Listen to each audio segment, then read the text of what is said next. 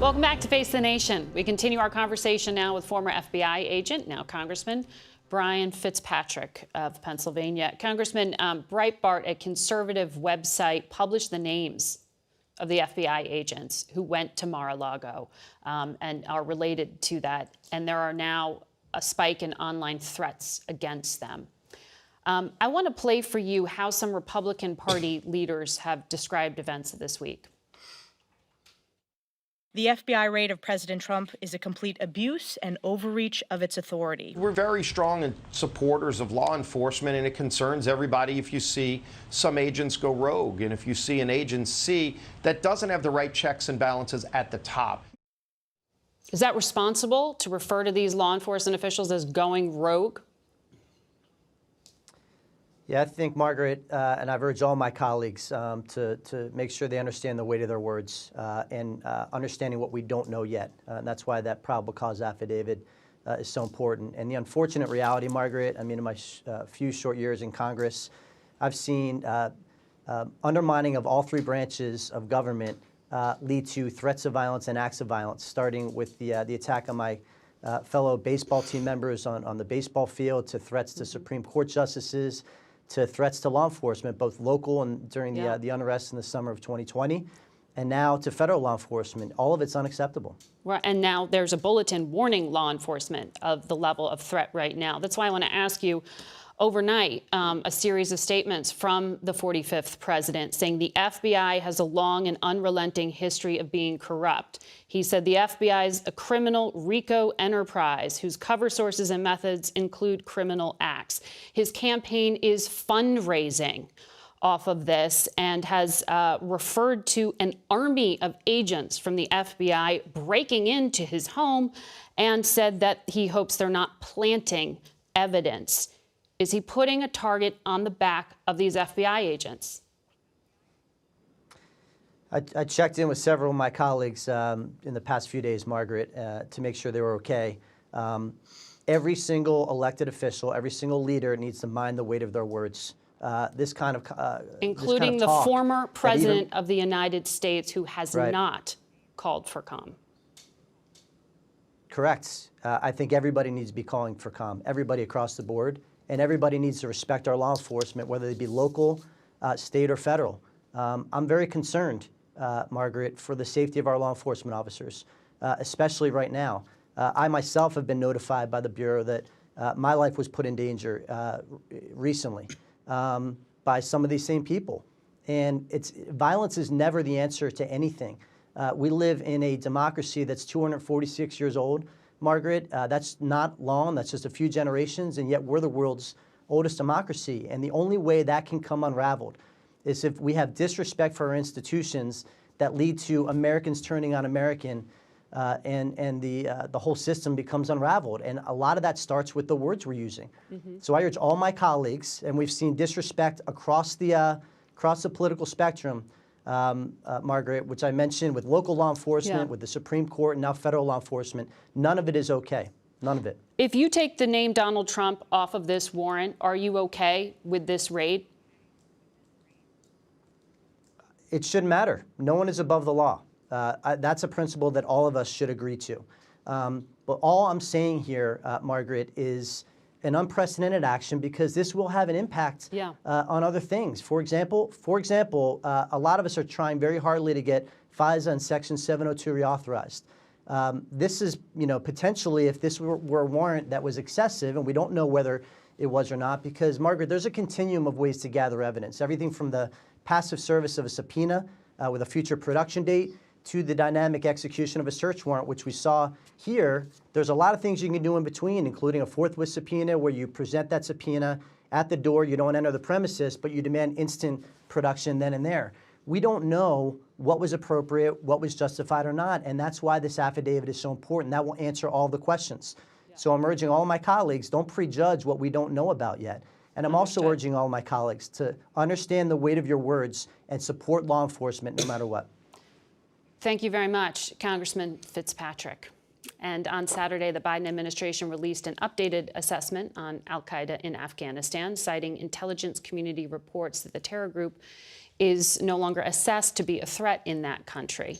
Tomorrow marks 1 year since the chaotic collapse of the Afghan government as U.S. troops prepared to leave. And while the administration's full report on the much criticized withdrawal is still a work in progress, the top Republican of the House Foreign Affairs Committee, Michael McCaul's report, is complete. He's here with us. Good morning to you, Congressman. Thanks, Margaret. Thanks for having me. This deserves a full conversation, and I want to get to it. Let me do this bit of business, though, first on the events of the past few days. Senator Marco Rubio, who's the vice chair of Senate Intelligence, issued a letter saying he was outraged not to have been briefed, and he blasted the FBI, saying that they have done more damage to faith in the rule of law than the Russian Federation or any other foreign adversary. Is his anger misplaced? You know, I think it comes on the heel. I think the Wall Street Journal did a great article about how, after the Russian collusion, Steele dossier, everything that took place during the Trump presidency and now out of office to have this raid take place. Look, I'm a DOJ alumni. I worked at Public Integrity here at Maine Justice. And what I worry about, Margaret, is the lack of trust and faith in our institutions. That concerns me most above all. And I think when you saw the DHS bulletin about, potential threats now to the agents, this is the whole fabric of our democracy. And they have lost faith. Many have in the FBI and our institutions. I hate to see that as a former federal prosecutor. Understood. And there is something like a healthy skepticism about law enforcement, certainly, but for the former president to be using the language that he is when there is this level of threat against FBI agents, would you call on him to tone it down? I think it's inflammatory. I don't want to put any law enforcement in the bullseye of a potential threat. I'm someone who's worked with law enforcement most of my career. This is an extraordinary case. And what lawyers, we call it a case of first impression. We've never had a former president of the United States serve with a search warrant. There was a subpoena. The court could have enforced the subpoena.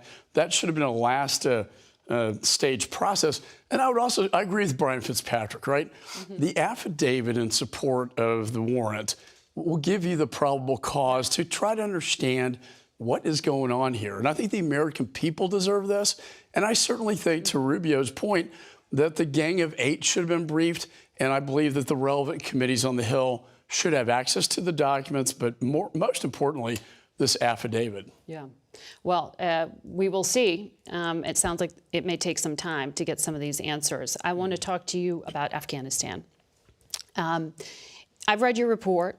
The State Department says there are about 74,000 vulnerable Afghans still stuck waiting for these visas to exit the country who worked with the United States government. Your report says the State Department knew going back well into the Trump administration that it needed more staff, that it needed more resources to even begin to help get these people out. And that's before the chaos of the withdrawal. Mm-hmm. Is that one of the prime sort of sins here that you see in terms of failure to plan? There are many sins, if you will.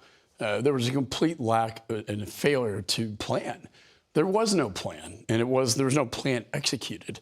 And to your point, even beforehand, I think the State Department probably didn't have the resources it needed to carry out an evacuation of this size and enormity. They had 36 consular officers at HKIA trying to process hundreds of thousands of people.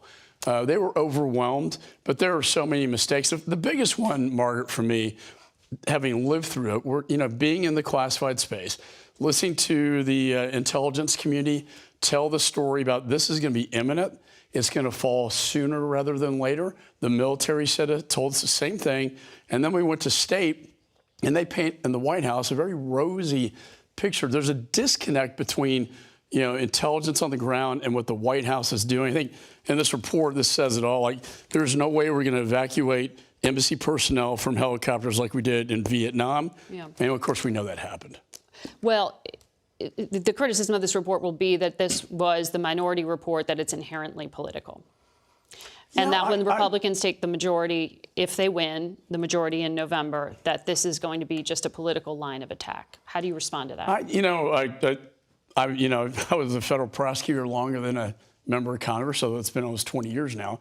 And I pride myself as being objective. I think this is a fairly objective report about the failures that were made. You know, one of the biggest ones was that the Taliban, sitting with al-Khalilzad, the special envoy, and General McKenzie, the CENTCOM commander, made an offer. You can take control over Kabul and secure it for purposes of the evacuation. And General McKenzie said, that's not my assignment here. Not my assignment. That's not what the commander-in-chief told me. They do run it up to the White House, and they get no response. And then later, Jen Psaki says they wouldn't have approved that. Think about what that would have changed. We had to rely on the Taliban to secure the perimeter of H-Kaya.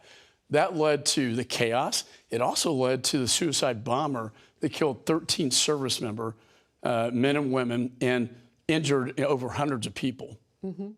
And it could have been avoided. You know, the current U.S. Special Envoy for Afghan women and girls was out of government when this was going on. She's quoted in your report as saying she still struggles to understand how this supposedly pre-planned, negotiated, inevitable withdrawal ended the way it did. It feels so much like living Schindler's List. That's a pretty powerful criticism. Who specifically needs to be held accountable, if anyone here? And is it simply just the matter of this was an intelligence failure, that the government would fall as quickly as it did, that the former president would have fled? How do you respond to that, that there was an inability to plan for this because it was not predicted? Well, the intelligence community got it right. So there's no failure on the intelligence side, nor the Pentagon. They called it right. The problem was the White House and State Department putting their head in the sand, not wanting to believe what they were saying, and therefore not adequately planning. And I think, to your point, the women left behind is the worst of this entire story. I got 4 busloads of little girls from the music school out, but the Schindler's List, you know, if you're on the list, you're going to live. If you're not on the list, you're probably going to die.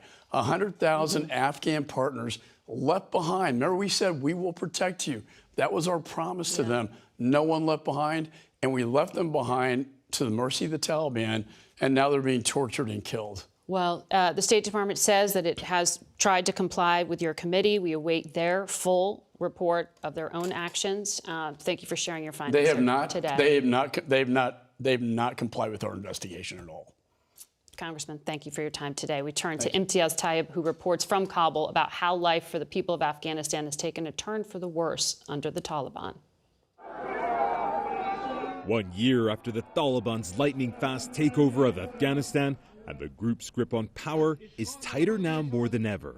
Across Kabul, you can see the Taliban's flag flying nearly everywhere, making it clear the U.S.-backed Republic of Afghanistan is gone, and the Taliban's Islamic Emirate of Afghanistan is holding strong. But the nation's economy is in ruins. Following the Taliban takeover, the U.S. froze billions in assets, and foreign donors pulled funding that made up nearly 3/4 of Afghanistan's annual budget, triggering what the UN calls the worst humanitarian crisis in the world, where around 90% of people don't have enough food to eat. And yet, the emirate seems more focused on controlling the lives of its citizens, especially women, who have seen so much of the progress they've made over the past 20 years disappear and have been told to cover up. High school-age girls have also largely been shut out of classrooms for the past year, but a growing number are defying the Taliban by going to unofficial schools like this one, including Nafisa, whose own brother is a Taliban. My brother doesn't know that I come to this school, she says. It's only my mother who supports me. For world leaders, how to engage with the Taliban government continues to be a challenge. Many of the men now running Afghanistan remain on international terrorist lists, some with multi-million-dollar bounties on their head, like acting Interior Minister Sirajuddin Haqqani, who is linked to this house in Kabul, where the U.S. says Ayman al-Zawahiri, the al-Qaeda leader and 9/11 plotter, was killed earlier this month in a drone strike. Abdul Qahar Balki is the Taliban spokesman for the Ministry of Foreign Affairs. So far, we haven't reached a conclusion that indeed Mr. Zawahiri was present in Kabul. To be clear, you're not confirming that Ayman al-Zawahiri was killed in that house, not far from where we're sitting now. Absolutely. We have not arrived at that conclusion. Abdulqahar Balki, however, did agree that if the leader of a terrorist organization like Al-Qaeda was found living in Afghanistan, the Taliban would consider it a violation of the nation's sovereignty. Margaret. MTS Tayeb reporting from Kabul. We'll be right back.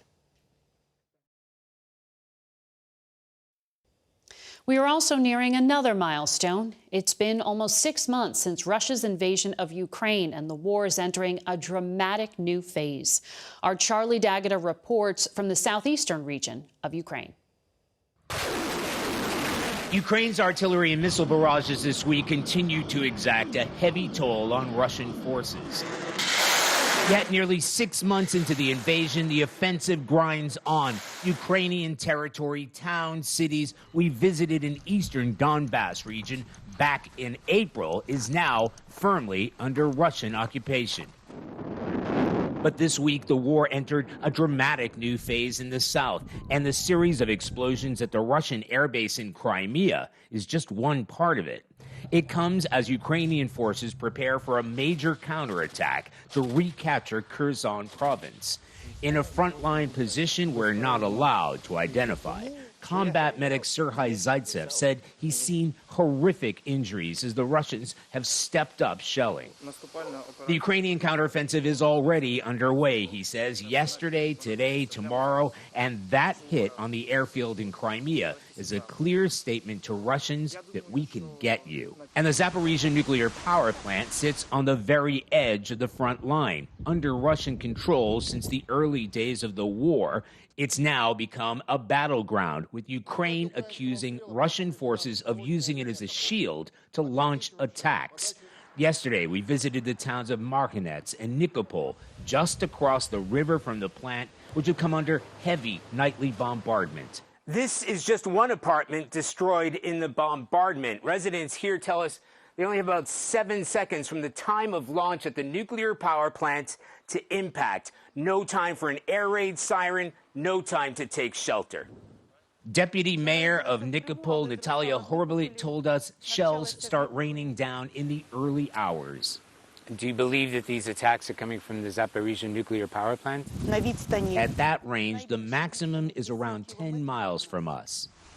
G7 nations have called on Moscow to withdraw its forces in order to avoid a nuclear catastrophe.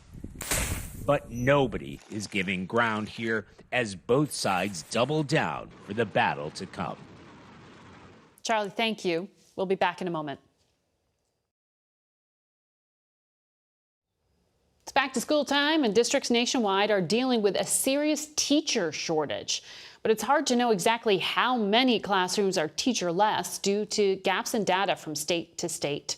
Alberto Carvalho is the superintendent of the second largest school district in the country, Los Angeles, and he joins us this morning. Good morning to you. The Bureau of Labor Statistics says there are 300,000 fewer public school teachers than there were before the pandemic. These were numbers current in June. Do you know why so many teachers are leaving the classroom? Well, good morning. Number one, I believe we do. Number one, there are economic conditions that have made it difficult for teachers to be recruited into the classroom. Insufficient pay, critical hardship. The pandemic did not help. Certainly the over 2 years that teachers endured during virtual learning and then back to school with extreme conditions faced by many certainly had a chilling effect on many. And as a result of that, a disproportionate number of teachers across the country decided to retire before accruing full benefits. That's truly unprecedented in America's history. Well, a member of your staff told us that out in LA, to mitigate the shortage, you're giving out incentives, grants, but also something called alternative certification programs where teachers can go into the classroom before they've fully completed their own credentialing and their field work. You've also hired instructors on provision and intern permits. That sounds like you're lowering standards. We're really not. I mean, these are fully credentialed individuals. They have a bachelor's or a master's degree. They may not yet have the state certification, but they have the course content already done. They may be missing a specific exam. But look, we are, for the very first time in over a decade, fully staffed going into August 15th, the very first day of school. We were able to hire in excess of 1,500 teachers during the summer months. We partnered with colleges and universities. We cast a wide net for recruitment. We offered incentives. And last but not least, we, as you correctly said, embraced this concept of micro-credentialing to accelerate the hiring of qualified teachers for our students. The average pay, according to the National Education Association in your district for a teacher, is $87,000. Is the issue really pay? And given at the federal level that so much emergency funding has been pumped in, I think it's $2.5 billion just from that spring rescue package, why isn't the incentive enough to solve this problem on a national scale? Well, number one, the incentives are positive. However, you need to have a pipeline of eligible candidates to fill these positions. And what we've seen is, number one, there are insufficient candidates graduating from colleges of education nationally, particularly teachers with a certification with students with disabilities, elementary age students as well. So the pay is important, working conditions are important, health benefits packages are important. I can tell you one thing, considering the cost of living in Los Angeles, considering the cost of housing in Los Angeles, it is difficult to recruit individuals into our community. Nonetheless, for the very first time in over a decade, every single student in every single classroom in Los Angeles Unified will have a credentialed teacher on day one. That's truly stunning. About 10 to 20,000 students, you've said, are not enrolled in school or have stopped attending. Where are these kids going? Well, that's been the question that the country has been asking. We know as a result of the pandemic, many parents decided not to enroll kids, particularly youngest kids, kindergarten and pre-K kids in schools. Secondly, in communities like Los Angeles or Miami, where you have a significant percentage of students who are immigrants or children of immigrants, as a result of the pandemic and worsening economic conditions, they may have left the community or the country. So we have the lost children of Los Angeles. There are lost children in Miami, New York, every single large urban center. That is why this past week we scoured the community, we did knocks on doors, and we are bringing kids back into our school system. It's an important story, Superintendent. We will stay on it. Thank you. We'll be right back. That's it for us today. Thank you for watching. Until next week, I'm Margaret Brennan.